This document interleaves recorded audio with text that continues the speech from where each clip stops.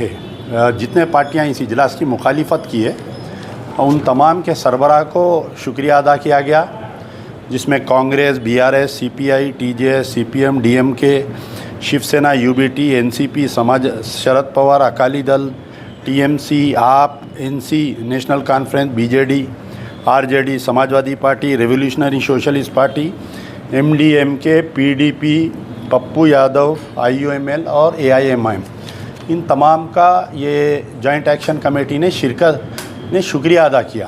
पहली चीज़। दूसरी चीज़, आगे का जो एहतजाज है, दूसरी चीज़ ये है कि एक लॉयर्स की कमेटी बनाई जाएंगी कि how to approach supreme court, क्योंकि अभी वो बिल है, बाद में एक्ट बनेगा सदर जमहूरिया की सिग्नेचर के बाद में कंप्लीट। अभी तो जो हमारे हाथ में वो ड्राफ्ट बिल है, वो अभी इसमें कुछ चेंजेस करके वो लोग जो है वहाँ पर भेजेंगे, क्या एडिशन करते डिलीशन करते नहीं मालूम।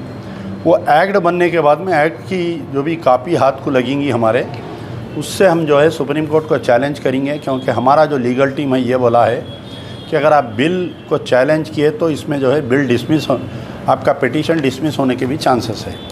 तीसरी चीज़ ये है कि जिस तरीके से मिलियन मार्च किया गया था पूरे हैदराबाद, पूरी दुनिया में हैदराबाद की एक बड़ी तारीख़ थी, उसी सूरत पे Telangana march for roll back of Waqf amendment bill, इसका जो है मुकाम और इसका तारीख़ जो है एक अलग सब कमेटी बनाई गई है।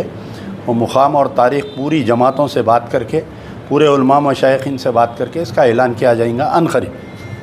रही बात साहब, देखिए आज सामने नहीं आए, अपने तेलंगाना की बात कर रहा हूँ मैं, कोई एकजुट नहीं हुए। जब ये बिल पास हो चुका है, इससे कई लोगों को फ़ायदा भी हो रहा है, नहीं हो रहा है, आप बेहतर जानते हैं, तो अब करने से क्या फ़ायदा होगा? किस, जैसा कि इम्तियाज़ जलील कल एक इंटरव्यू में बोले हैं, जो भी सुप्रीम कोर्ट के जजेस बैठे हैं बड़े बड़े सीटों पे, उन लोगों के भी रिटायरमेंट के बाद भी फ्यूचर्स देखना बाकी है, तो उस हिसाब से ये कहाँ तक सक्सेस रहेगा? Roll back just for advertisement रहेगा या फिर खाली इंस्टा या फेसबुक के लिए रहेगा, या इससे कुछ फ़ायदा हो सकता है? क्योंकि आप बेहतर जानते हैं, आप हमेशा जो है नहीं, देखिए आप बाबरी मस्जिद शहीद होने के बाद में आप एहतजाज नहीं किए, बाबरी मस्जिद का फ़ैसला आने के बाद में आप एहतजाज नहीं किए, हर मसले पर आप मसालिहत बोलते रहे। बाबरी मस्जिद का जजमेंट आने के बाद में बड़े बड़े उलमा मशाइखीन अजीत दोवल के इजलास में जाके उस फ़ैसले को जो है कबूल किए, जबकि सामने वाली पार्टी ये बोल रही है कि जज खुद बोल रहा है कि मैं आस्था की बुनियाद पर फ़ैसला दिया।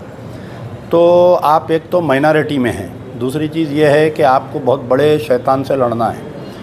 तो इसमें जो है कि तकरीबन जितने बड़े जमातें हैं हिंदुस्तान में, कहीं ना कहीं ईडी से, कहीं ना कहीं इनकम टैक्स से, एनआईए से, ये लोग अपनी ज़बान बंद रखे हैं। अब जो छोटी मोटी दूसरी जमातें हैं, फ़र्द यानी जो नौजवान नस्ल है, ये एक तड़प है, लेकिन इनको लीड कोई नहीं कर रहा है। आप जैसा बोले कि भाई 1.5 साल से ये मसला चल रहा है, तो कोई इसके ऊपर बड़ा जलसा नहीं करे, बड़ा एहतजाज नहीं कर रहे हैं, निकल रहे नहीं रोड पे। शायद अगर हम रोड पे आ जाते तो मैं समझता हूँ कि ये बिल लाने की भी नरेंद्र मोदी की हिम्मत नहीं होती। आपकी खामोशी उनकी हिम्मत हो गई। अब आप अगर इसके ऊपर एहतजाज नहीं करेंगे तो आपको फिर आने वाले दिनों में जो है कॉमन सिविल कोड आएगा, हिंदू राष्ट्र डिक्लेयर होगा, फिर उसके बाद में 2 बच्चों से बढ़ के पैदा नहीं करना मुसलमान, वो एक क़ानून आ जाएगा।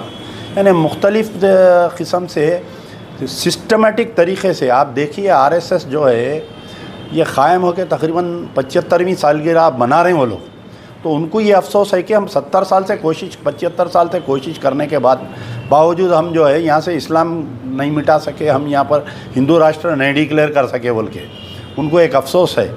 ये लोग जो है स्पेन जाके स्टडी करके आए कि वहाँ पर कैसा इस्लाम को ख़त्म किए बोल के, एक पुरानी तारीख़ है उनकी। तो इस मामले में जो है आपको एहतजाज करना चाहिए, अल्लाह पे भरोसा रखना चाहिए।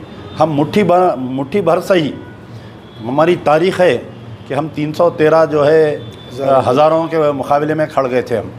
तो हो सकता है कि ये एहतजाज में भी हम बहुत कम लोग आएंगे, लेकिन हम हिम्मत हारने वाले नहीं हैं, हम एहतजाज को जारी रखेंगे इंशाल्लाह। अब आज देखिए कई तंजीमें नहीं आए जिनको बुलाया गया था, कई उलमा मशाइखीन नहीं आए जिनको हम बुलाए थे। तो इजलास तो चला ना, इजलास हुआ, यानी कम से कम वो मुट्ठी भर की तो आवाज़ बाहर जाएंगी, ये हमारा इरादा है।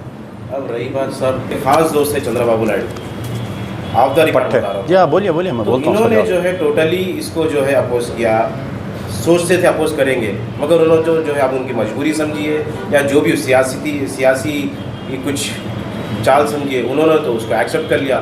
तो इस पे अब पड़ोसी आंध्र प्रदेश से अपना कैसा रवैया रहेगा और उनसे कुछ कॉल बैक या फिर कुछ आप एक्सपेक्ट कर सकते हैं? नहीं, देखिए आपको मालूम होना चाहिए कि चंद्रबाबू नायडू जो है इनका और एनडीए का, इनका और बीजेपी का एक पुराना रिश्ता रहा।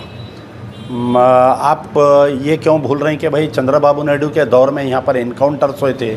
आप ये क्यों भूल रहे हैं कि चंद्रबाबू नायडू के दौर में जो है सेक्रेटेरिएट में मस्जिद की इससे पहले भी शहीद करने की कोशिश की गई थी? आप ये तमाम बातें क्यों भूल रहे हैं? तो चंद्रबाबू नायडू ख़ुद एक तारीख़ रखते हैं फ़िरक़ा परस्ती की, तो आज उन्होंने अगर ऐसा करे तो उसमें कोई आपको हैरत करने की बात नहीं है। आपको तो आप ये देखिए, यही चंद्रबाबू नायडू जब चीफ़ मिनिस्टर थे, दरगाह हज़रत इसाक मदनी रहमतुल्लाह अलैह की जो विशाखापट्टनम में 2200 एकड़ ज़मीन है वो एनटीपीसी को, एचटीपीसी को, थर्मल पावर प्रोजेक्ट कंपनीज़ को दे दी गई। ये चंद्रबाबू नायडू के पीरियड में जब ये लैंको हिल्स का मामला हुआ, ये चंद्रबाबू नायडू के पीरियड में आप एयरपोर्ट का मामला हुआ, आपके पहाड़ी शरीफ दरगाह की ज़मीन जो उठा के राजीव गांधी इंटरनेशनल एयरपोर्ट को दे दिए। तो हुकूमतें और पार्टियों से झगड़ा नहीं है, आप इनका रिमोट किसके पास है ये गौर करिए आप। तो अब रही बात हमारे रेवंत रेड्डी साहब का है, कर्नाटका में सेम गवर्नमेंट है कांग्रेस की, वहाँ पर वो लोग रेजोल्यूशन पास करें, यहाँ पर रेवंत रेड्डी नहीं करे। वहाँ पर 4 मुस्लिम मिनिस्टर है, स्पीकर मुसलमान है, यहाँ पर एक भी नहीं है। तो बावजूद इसके कि ये इन्हों हो सकता है कि शागिर्द है चंद्रबाबू नायडू के, हो सकता है कि इनकी करीबी दोस्ती है, लेकिन कांग्रेस गवर्नमेंट है यहाँ पर। कांग्रेस जो है तो इसमें यह है कि आप और एक चीज़ पॉइंट भूल गए आप कि लीडर ऑफ द अपोजिशन की स्पीच नहीं हुई है वक्फ बिल के मैटर में, राहुल गांधी की और प्रियंका गांधी की नहीं हुई। फिर जब गड़बड़ हुई तो दूसरे दिन सोनिया गांधी राज्यसभा में बोले।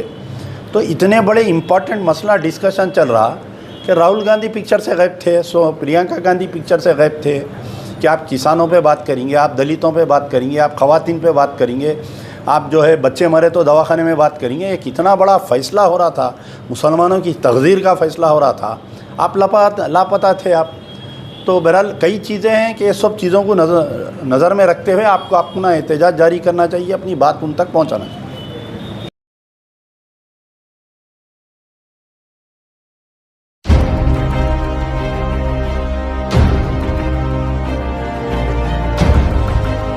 हैदराबाद वॉइस, आपकी आवाज।